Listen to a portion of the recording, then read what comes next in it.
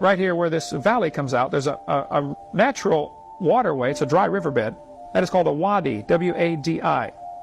If you went into that wadi, you would find there are rocks all over the place, but they've all been pushed out of the way to make a path. Somebody pushed all the rocks out of the way to make a path for wagons, apparently.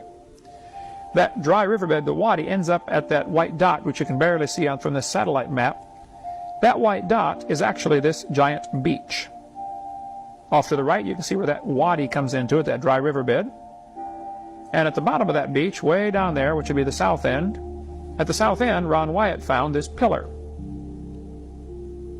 It had fallen down, half in the water. He and his sons dragged it out, scrubbed it off. A lot of it was eroded, but part of it was still readable. And it basically said something to the effect of, this pillar was erected by King Solomon to commemorate the crossing of the Red Sea. So they went and did some research. The National Geophysical Data Center in Boulder, Colorado has a map showing the depth of the water. How deep is the water? Above this red arrow, you can see where it says the Elan Deep, or Elat Deep. It's nearly 5,000 feet deep. The Gulf of Aqaba is. Incredibly deep water. South of there is the Aragonese Deep, which again is nearly 5,000 feet deep.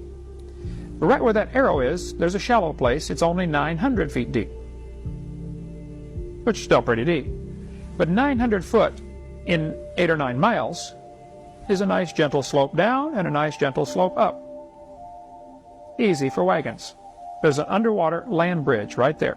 He says they walked across on dry ground, 900-foot wall of water on both sides.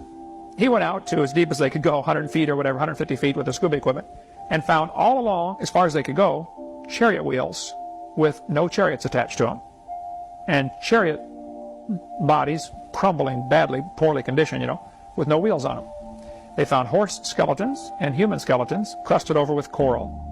The chariot wheels, you can see one here in this picture, it's kind of hard to see, but it's gold-plated wood, but the wood has rotted out. There's only one Egyptian dynasty that used 4-spoke, 6-spoke, and 8-spoke, all 3 types used in this one dynasty. And all 3 are found down there, or something like that.